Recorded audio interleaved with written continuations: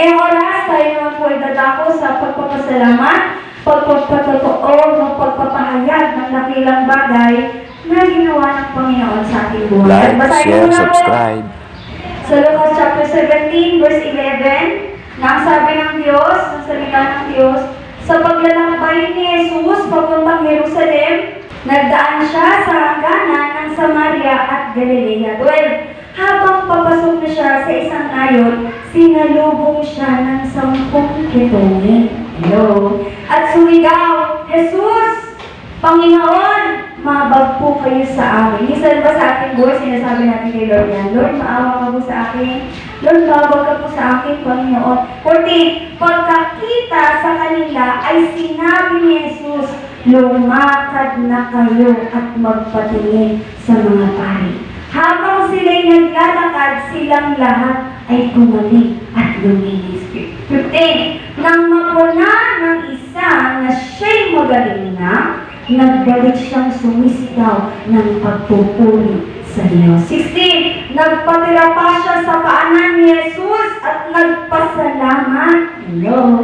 Ang taong ito'y isang Samaritano. 17. Hindi ba't 10 ang pinagaling? Tanong ni Jesus. Nasaan ang siyang? Come on, church, no? Ang Diyos po pala ay naghahanap ng pagpapasalamat, pagpapatotoo, pagpapahayag, hello, paglapit, no, sa Diyos na buhay, sa mga bagay na ginawa niya sa atin. Gawin niyo, church, wala pang napansin mo lang, wala pang sinasabi, yung 10 pitong sinabi na agad ng Diyos. So, sinabi, Lord, pagalingin mo, yan, sabi ng nila, Panginoon, mahabag ka sa angin. Amen? Ganun din sa ating mga buhay, church. Alam po natin, no, alam mo po na meron po talagang ginawa ang Diyos sa inyong mga buhay sa loob ng isang linggo na to. At sino po? Yung isa sa siyam na hinahanap ng Diyos na magpapasalamat, magpapatira pa sa kanyang harapan. Taas ang kamay. Ayun sa buhay po ni Mama Janisa, palakpan po natin ang Diyos sa buhay.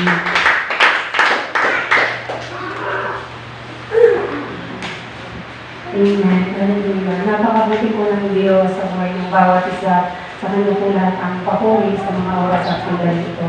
Ang aking pagpapasalamat ko po sa Panginoon. Ay tunay na po napakasarap pag tayo po ay nasa Panginoon. Lalo higit kayong dalawang magkarelasyon.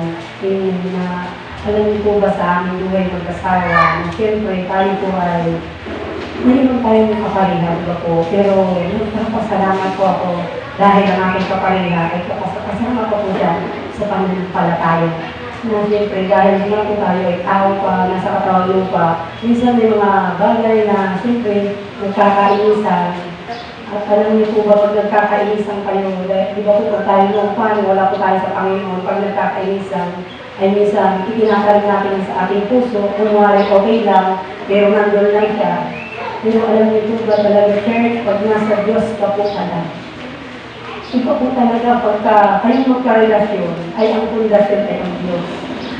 Kasi nung time na yung aking asawa po ay inis sa akin, siyempre may bagay din po, siyempre na mga bagay yung isa, hindi lumot yung buhay ko siguro, kaya ito siya.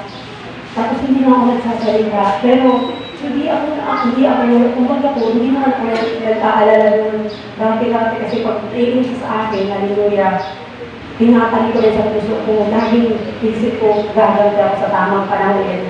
Pero alam niyo po ba, yung after na sa Diyos, hindi ko na po yung pinapansin. Ang ginagawa ko lang ay, lagi lang ako, may Diyos. Alam ko, ang Diyos ang bahala sa aming relasyon.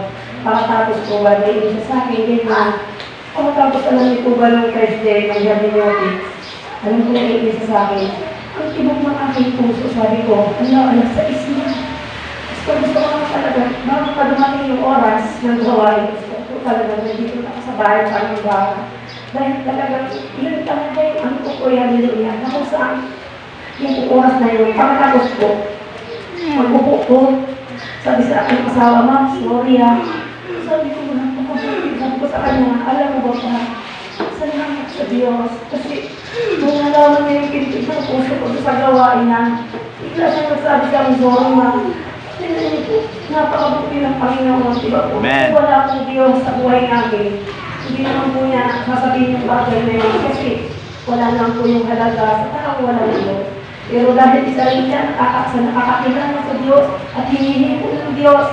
Ay, ganun pakabuti ko. Hindi ko yung gusto kong iparating na talagang sa relasyon ng mag-asawa, kahit ano ang relasyon ng dalawa, talagang siya po talaga yung magandang pundasyon niyo. Kasi siya po yung talagang, siya po yung magbubukod sa inyo at hindi po niya puso ng bawat isa para magpamumbaba. At yun po ay sa Diyos po lahat ang kapurihan.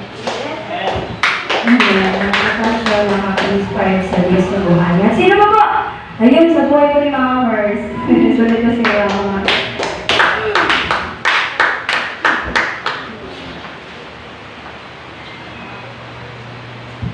Pagpalang umaga po sa lahat. Amen. Bawalan po, no? Baka po yung bahay.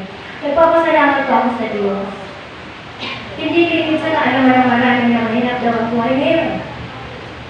Maraming nagsasabi na, isa po ako sa nakakaranas ko. Siyempre maraming bayarin, kahit ulit ilaw lahat, kahit ito. Tapos mahina yung anak buhay, malakas pa lang ang buhay. Siyempre, minsan yung puhunan mo anong napasagad na. Pero mo sila ka nakikita ko, dito na lumabuti. Amen. Sa palengke, hindi nila ako pakilala. Maraming nag-aalok sa akin ng utang na pamilya. Kahit ako tumatali kasi hindi ko alam kung may kakayanan ba akong bayaran. Sabi ko ano nila kung kailan ka nakakagawa. Maliban sa mga grocery, hindi ko kailan kaya ko kain. Pero yung mga pagkain na utang. Katulad kanina, siyempre, Sabado Linggo, wala akong tinda. Nagbabay ako ng tinda sa mga extra para. Kanina, tinawag ako ng nagbabagoy sa kanya, hindi ka rito. Huling mo na yung baboy ko. Naiiyak talaga. Sabi ko, kanya lang, wala akong tinda ngayon kasi hindi ko gusto mo kasi dito sa pagkakitinda. Sabi na, walang problema. Kung kailan ka makalawag sa nawabayaran at hihigay sa akin sa prisma. Doon mo nakikita yung kalong ng Diyos na hindi mo kaya kumuha ng maling action, desisyon para ka na makasurvive sa buhay. Kasi alam ng Diyos kung ano yung kailangan niya gawin para makaahon ka sa kalagayan mo. Kaya nagpapasalamat ako sa mabuting Diyos. Amen. At sa aking pamilya na mabubuti, mga anak na mabubuti nila. Hindi sumasakit ang ulo ko sa kanila nung araw. Lagi humihiling sa Diyos na. Hindi ako na maraming tatag. Hindi na nagtaas para. Alam mo yung pandima sa buhay. Diyos na mo yung kapantinuwi. Kaya salamat sa Panginoon. Hindi ko naman kamali ng lugar na punta. Salamat sa Diyos sa iyong buhay. Ngayon po mga po talaga ang gustong makaraanan para po sa ito. Sino ba po? Ayun, sa buhay ko. Paano na yung desiluhan? Ngayon, isang mapagpanawagan po sa Diyos, sa buhay, at sa inyo lahat. Gusto ko pasalamat sa Diyos sa imen, sa dagdag taon na aking buhay, pero hindi pa ko birthday. Sa 42 years ko sa mundo, parang feeling ko 60 years na ako eh. Amen. Kasi, basta marami na mga irot, amen, na naranasan. Basta naman sa Panginoon, no? Kasi, pinagpapasalamat ko sa Diyos dahil po, nung Monday at Tuesday, alam naman po natin ang trabaho ko ay lakad ng lakad po talaga. Pagka tinawag po ako sa opisina, lahat po sila ang uutos sa labas. So lahat po na yun, kasi hindi naman po marunong mag-drive ng motor, pinatarin ko na lang po. Pero pag medyo malaylay naman po, hindi ko tatataon, sumasakay naman po ako. Pero may mga time po talaga sa ating buhay na parang feeling mo lagi kang pagod, amen. Na parang sabi ko, hindi ko maintindihan, katulad ko 2 araw yun. Sabi ko, Panginoon, napapagod po ako. Sabi ko, hindi ko po alam ang sarili ko. Parang feeling ko, bula ulo ng talampakan, pagod na pagod talaga ako. Pati isip ko, wala na ako maisip na maganda. Amen. Kaya parang sabi ko, Panginoon, bigyan niyo po ako ng kapahingahan. Alam niyo po ba ng Miyerkules at Huwebes, hindi po nila ako tinatawag masyado sa opisina. Amen. Nagpapasalamat po ako sa Diyos sa 2 araw na yun dahil nakakapag-pahinga po ako. At ibig sabihin po, yung isip ko, yung katawan ko, nakapagpahinga hindi ako masyadong pagod. Hindi masyadong tagtag ang katawan ko. At salamat sa Diyos pagdating ng Friday, yun. Yun na naman po. Siyempre, tatawagin ka, siyempre, ganun talaga, trabaho mo yan eh, kaya wala akong magawa. Pero, yun ang pinagpapasalamat ko sa Diyos kasi kahit napapagod ko ako, alam niyo naman po yung aking amo na matagal po niyang panahon na hindi po ako namimili sa kanila sa pamamalingke. Pero that time po, no Friday, pinabili po niya ako ng ulam nila. Tapos kung sabi niya, ate, bahala ka na sa ulam mo. Bumili ka ng 2 kilo. Bahala ka na kung anong gusto mo. Amen. So, pinagpasalamat ko sa Diyos dahil po yung 2 kilo na yun, 2 araw ko namin ulam. Amen. Pero alam niyo naman po, ang mahal ko ng bilhin ngayon. Kaya hindi po ako nakakabili ng baboy. Siguro na nakita ko lang ang puso ko ng Diyos na gusto ko bumili ng baboy. Kaya lang, umatay ko sa plate na 400 ata po ang kilo ng baboy.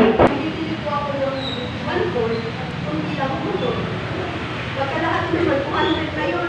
Pumapahit ko na ng ilang araw. Amen. Kaya, masalamat ko sa Panginoon. Yung mga mala, pagpapala ng Diyos. Kaya kung naiiyak pa talaga ako sa hindi nakakaya sa akin mga ako mo, hindi ako naging sa akin. Kasi alam na naman po, ang buhay ko po, alam naman po natin na nung mga kabataan ko, na aking kabataan, marami po ang desisyon na mali-iin. Kaya naman po kung dalag-dalag bigat.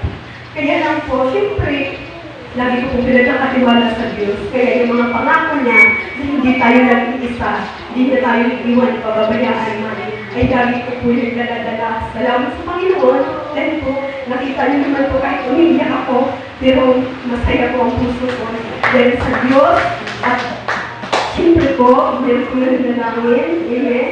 Salamat sa Diyos dahil po, nandito po kami sa church. Amen. Kasi alam niyo po kahit kami, wala po kami maraming pera, minsan po, hindi naman po kami nawawalan talaga. Amen. Pero salamat sa Panginoon. Amen. Dahil po, tahimik at payapang buhay na pinag-pray ko noon ay dumating na po sa amin ngayon. Salamat sa Diyos. Salamat po. Maraming salamat. Birthday niyo po ba? Oo, hindi pa po. Ay, hindi pa. Anyway, mabuti ang Diyos na sa kanyang buhay na tunay nga po.